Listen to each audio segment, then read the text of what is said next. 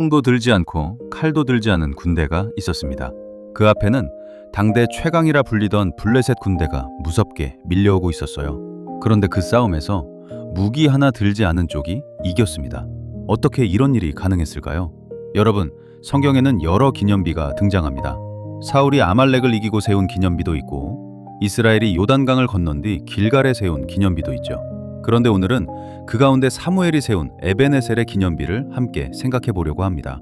이 에베네셀의 기념비를 제대로 이해하려면 먼저 그 이전에 사무엘을 통해 일어난 영적 각성 운동을 알아야 하고, 그 각성이 왜 필요했는지 시대적 배경을 먼저 들여다봐야 합니다. 출애굽한 이스라엘 백성이 약속의 말씀대로 가나안 땅에 들어가 정착했습니다. 그런데 그 땅을 정복했던 여호수아와 그 시대의 지도자들이 다 죽고 난 뒤 이후에 태어난 세대는 불행하게도 여호와를 알지 못했습니다. 하나님의 사람이라는 정체성을 잃어버린 그들은 그 땅의 우상들을 숭배하며 멸망의 길로 나아갔습니다. 급기야 블레셋과의 지도에서 패배해 34,000명이 죽임을 당하고 하나님의 임재를 상징하는 언약궤마저 빼앗기고 말았습니다. 엘리 제사장의 두 아들도 전사하고 그 비보를 들은 엘리도 넘어져 죽고 만삭이었던 며느리는 아이를 낳고 그 이름을 이가봇이라 짓고 죽었습니다. 이가봇이란 하나님의 영광이 떠났다는 말입니다. 하나님의 영광으로 살아가던 이스라엘이 이제는 그 영광이 떠나버린 나라가 된 것이죠. 그렇게 이가봇의 비극이 오랜 세월 계속되고 있을 때 하나님은 당신의 영광을 되찾으란 사람을 준비하셨습니다. 바로 사무엘입니다. 여러분, 이것을 보면 준비된 한 사람이 얼마나 중요한지 알 수 있습니다. 하나님은 사무엘을 통해 그 땅 가운데 영적 각성 운동을 시작하셨습니다. 사무엘이 일으킨 영적 각성, 그 첫째는 우상을 제거하는 것이었습니다.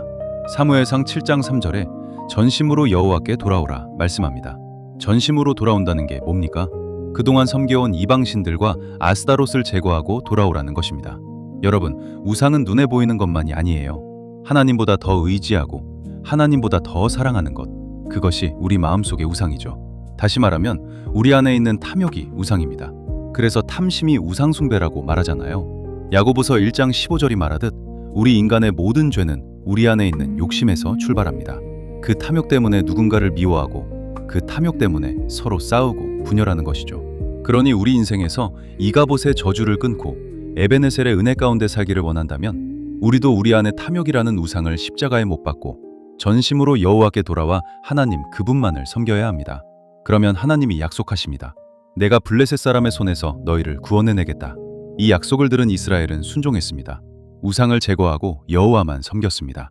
둘째로 사무엘은 미스바로 모이라 했습니다. 여러분, 아무리 타오르는 나무도 하나만 남겨놓으면 금세 꺼져버리지만 여러 나무를 한데 모아놓으면 엄청난 불길이 타오릅니다. 하나님의 사람들도 마찬가지예요. 함께 모일 때 역사가 일어나고 함께 모일 때 부흥의 불길이 타오릅니다. 오순절의 성령 충만도, 고넬료 가정의 성령 충만도 함께 모여 합심으로 기도할 때 임했습니다. 그런데 성경은 주님 오실 날이 가까울수록 모이기를 폐하려 할 것이라 예언합니다. 사탄은 어떻게 하든지 성도들이 모이는 것을 싫어합니다. 물론 우리 신앙생활의 무대는 예배당이 아니라 세상이에요. 하나님은 우리를 세상으로 보내시려고 부르셨습니다. 그러나 세상에 나가 선한 싸움을 싸우고 하나님의 대사로서 사명을 감당하려면 먼저 함께 모여 기도하고 예배하며 영적으로 힘을 얻어야 합니다. 어려울 때일수록 우리는 함께 모여야 합니다. 그러면 미스바에 모인 이스라엘은 무엇을 했을까요? 먼저 물을 길어 여호와께 부었습니다. 이것은 자신들의 마음을 정결케 했다는 뜻입니다. 그리고 종일 금식하며 우리가 여호와께 범죄하였나이다, 죄를 자복하며 회개했습니다. 여러분, 우리는 회개를 부담스러워하는데 회개는 죄인된 우리에게 하나님이 허락하신 특별한 은총입니다. 십자가 보혈의 능력을 알지 못하는 자가 어떻게 회개할 수 있겠어요? 성경을 보세요. 하나님 앞에 크게 쓰임받은 사람은 죄를 짓지 않은 사람이 아니라 죄를 지었음에도 철저하게 회개한 사람들입니다. 다윗은 살인과 간음의 죄를 지었지만 침상을 눈물로 적시며 회개했을 때 하나님의 마음에 합한 자가 되었고, 베드로는 주님을 부인했지만 회개함으로 초대교회의 지도자가 되었습니다.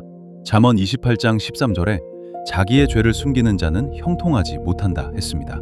뒤집으면 죄를 숨기지 않고 자백하면 형통하게 된다는 말씀이죠. 하나님이 우리에게 회개하라 하시는 것은 우리를 축복하시고 하나님과의 관계를 회복시키시고 모든 죄책감에서 자유케 하시기 위함입니다.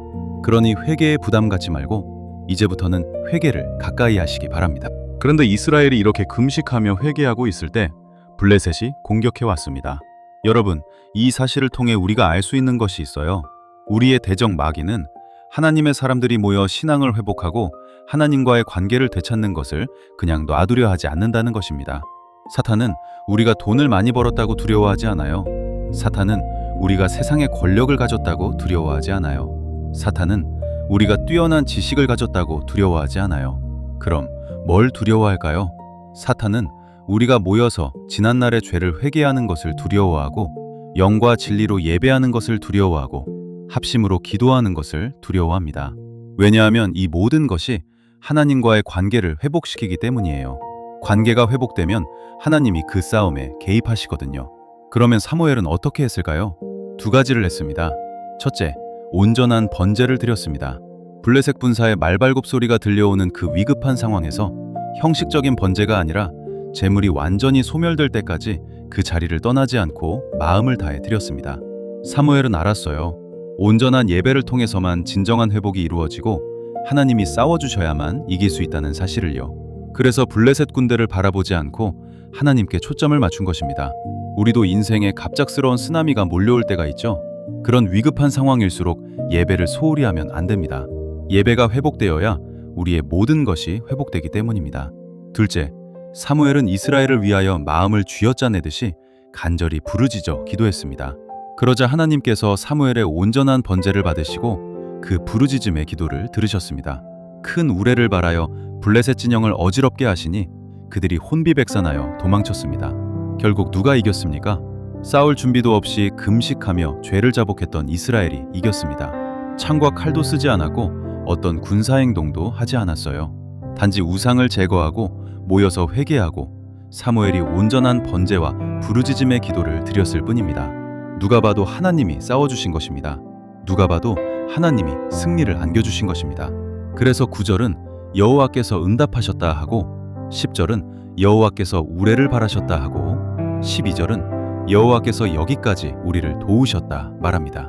그래서 사무엘은 승리한 뒤 큰 돌 하나를 취하여 미스바와 센 사이에 세우고 그 이름을 에베네셀이라 불렀습니다. 에베네셀은 도움의 돌이라는 뜻입니다. 누가 도왔습니까? 하나님이 도우셨다는 것이죠. 여러분, 에베네셀이라는 말만 생각해도 우리 마음이 뜨거워지지 않습니까?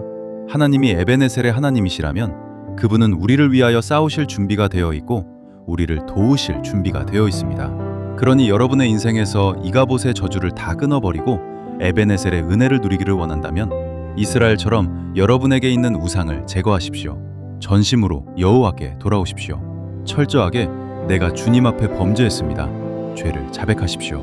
위급한 상황 속에서도 하나님께 집중하여 온전한 예배를 드리고 부르짖어 기도하십시오. 그리하면 여러분의 인생과 가정과 일터 가운데 하나님이 여기까지 나를 도우셨습니다. 고백할 수밖에 없는 에베네셀의 기념비가 반드시 세워질 줄로 믿습니다. 주 한번 부르고 기도하겠습니다. 할렐루야. 우리 아버지 하나님 감사합니다. 오늘 이 시간 사무엘을 통해 이가봇의 시대를 끝내시고 에베네셀의 시대를 여신 하나님을 만나게 하시니 감사합니다. 우리 하나님은 에베네셀의 하나님이십니다. 여기까지 우리를 도우셨습니다. 그 은혜가 아니면 우리는 설명되지 않습니다. 주여, 이제 우리 안에 있는 우상들을 제거하게 도와주시옵소서. 하나님보다 더 사랑하고 더 의지하던 그 탐욕을 십자가에 못 박고 전심으로 주께 돌아오게 하옵소서. 아버지여, 내가 여호와께 범죄하였습니다 고백하며 철저히 회개하는 저희가 되게 하시고 회개를 통하여 하나님과의 관계가 온전히 회복되게 하옵소서.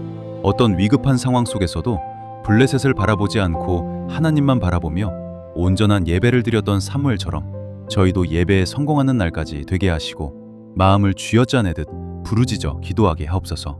그리하여 하나님께서 우리 가운데 임하시고 싸워주시고 도우셔서 놀라운 에베네셀의 은혜를 경험하게 하여 주시옵소서. 우리의 가정과 일터와 인생 가운데 하나님이 여기까지 우리를 도우셨습니다. 고백할 수밖에 없는 에베네셀의 기념비가 반드시 세워지게 하옵소서. 감사드리며 우리 주 예수 그리스도의 이름으로 기도드립니다. 아멘.